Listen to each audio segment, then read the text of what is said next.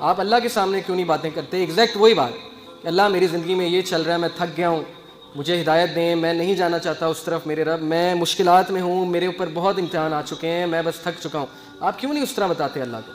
اللہ اس کے لیے ایک ایسا راستہ نکال دیں گے ہر مشکل سے نکلنے کے لیے کہ وہ سوچ بھی نہیں سکتا. پھر اللہ کہتے ہیں کہ اسے ہم ایسی جگہ سے دیں گے رزق کہ وہ سوچ بھی نہیں سکتا.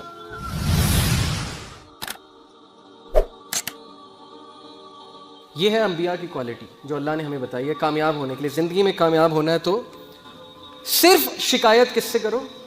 اللہ سے. کمپلیننگ اونلی ٹو اللہ. کیوں؟ حضرت یعقوب علیہ السلام کے بارے میں کیا کہتے ہیں اللہ؟ ہی سیڈ، اس نے کہا I only complain of my grief and sorrow to Allah. میں اپنا گریف، اپنا غم صرف کس سے شیئر کرتا ہوں؟ اللہ سے. ڈنڈورا نہیں پیٹا انہوں نے باہر جا کے، رشتہ داروں کے پاس بیٹھ کے جو ہے اپنا غم نہیں سنایا جا کے. لوگوں کو غم سنانے سے ہوتا کیا ہے؟ مجھے صرف یہ سمجھ نہیں آتی کہ لوگ کو ہم غم سنائیں گے، ان میں سے کوئی چسکے لے گا ہمارا غم سن کے، مزے لے گا، اور کچھ جو ہے وہ مدد کرنے کی کوشش کریں گے لیکن ان کے بس میں وہ کام ہی نہیں ہوگا. ہاں، اس کا یہ مطلب نہیں کہ بالکل ہی نہیں بتانا چاہیے. جو اچھے لوگ ہیں، جو سنسیئر ہیں ہمارے ساتھ، ان سے شیئر کرنا چاہیے.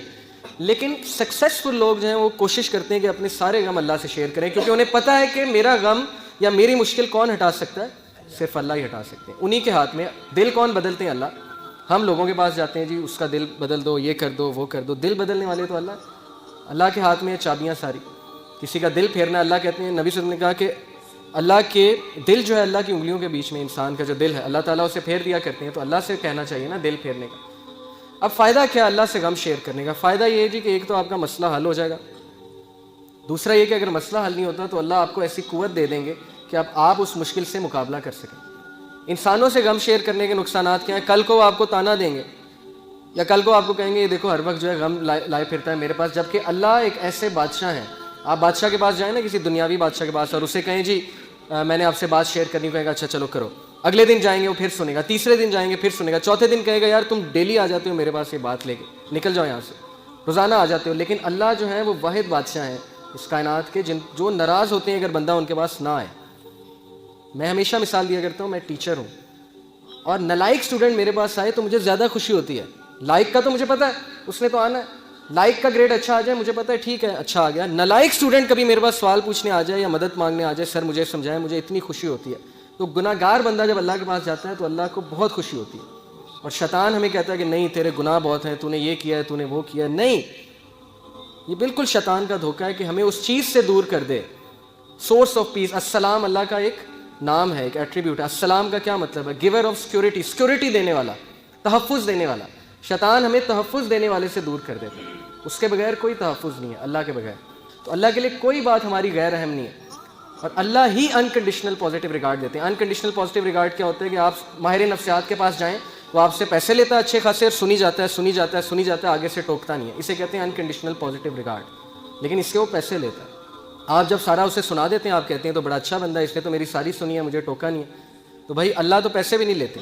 آپ اللہ کے سامنے کیوں نہیں باتیں کرتے؟ ایگزیکٹ وہی بات کہ اللہ میری زندگی میں یہ چل رہا ہے، میں تھک گیا ہوں، مجھے ہدایت دیں، میں نہیں جانا چاہتا اس طرف میرے رب، میں مشکلات میں ہوں، میرے اوپر بہت امتحان آ چکے ہیں، میں بس تھک چکا ہوں. آپ کیوں نہیں اس طرح بتاتے اللہ کو؟ بس یہی ایک فرق ہے کامیاب لوگوں میں اور ناکام لوگوں میں. یہ ایک ہیبٹ ہے. تو اس کا فائدہ کیا ہے جی؟ اللہ سے غم شیئر کرنے کا، اللہ سے بات شیئر کرنے کا فائدہ کیا ہے؟ سورہ طلاق میں اللہ نے وعدہ کیا ہے. اللہ نے کہا کہ جو کوئی بھی میرا تقوی اختیار کرتا ہے، تقوی سے مراد ہے کہ مجھے پہچانتا ہے اور میرے پاس آتا ہے اور میرا کہنا مانتا ہے، اللہ اس کے لیے ایک ایسا راستہ نکال دیں گے ہر مشکل سے نکلنے کے لیے کہ وہ سوچ بھی نہیں سکتا. اور اس کی تفسیر حدیث میں آتی ہے کہ جو شخص استغفار کو لازم پکڑ لیتا ہے اللہ اس کو ہر مشکل سے نکال دیتے ہیں. پھر اللہ کہتے ہیں کہ اسے ہم ایسی جگہ سے دیں گے رزق کہ وہ سوچ بھی نہیں سکتا.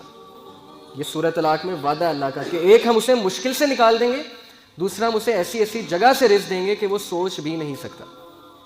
ایک واقعہ ہے چھوٹا سا. ڈاکٹر ایان ایک سعودی عرب کے ڈاکٹر ہیں، پاکستانی ڈاکٹر ہیں، بہت بڑے نیورو سرجن ہیں. وہ اپنا واقعہ سناتے ہیں، یوٹیوب پہ یہ ویڈیو بھی موجود ہے، دا پاور آف اللہ کے نام سے یوٹیوب پہ. وہ اپنا واقعہ سناتے ہیں، کہتے ہیں کہ میں ایک بار آپریشن کرنے جا رہا تھا یورپ میں، کسی دوسری کنٹری میں، سعودیہ سے.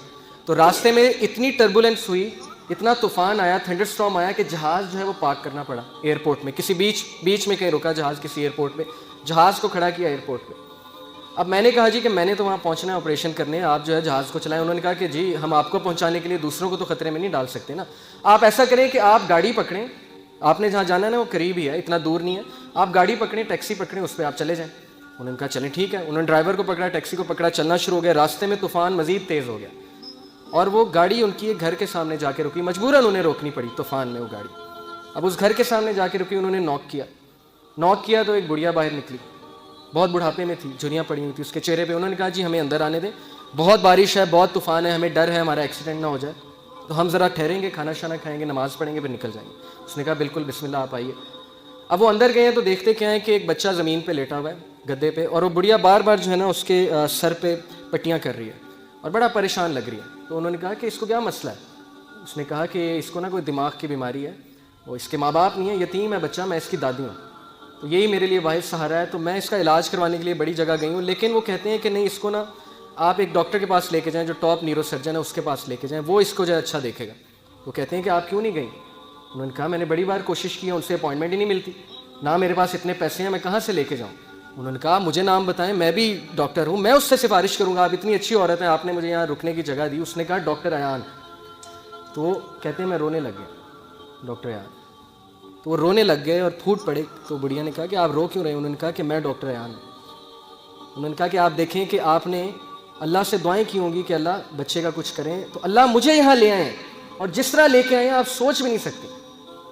یعنی اللہ کی جو فورسز ہیں نا, اللہ کی جو فوجیں ہیں, اس کا ہم اندازہ بھی نہیں لگا سکتے. لیکن ہم اس سے بالکل غافل ہیں, شیطان نے ہمیں اس سے غافل کیا, ہم اللہ سے مدد مانگنے کی بجائے ہم دوسروں کے پاس بھاگتے ہیں. تو ایسے بڑے واقعات ہیں, آپ کو سلف کی زندگیوں سے ایسے بڑے واقعات مل جائیں گے جس میں ثابت ہوا کہ اللہ جب اپنی فوجوں کا استعمال کرتا ہے تو پھر اللہ ناممکن کو بھی ممکن بنا دیتا ہے. موسیٰ علیہ السلام, آپ سوچیں, دشمن کا بچہ, جو دشمن ہے, دشمن کا بچہ, فرعون سارے بچوں کو قتل کروا رہا ہے کہ کس لیے کہ کل کوئی کھڑا ہو کے میرے خلاف نہ نکل پڑے.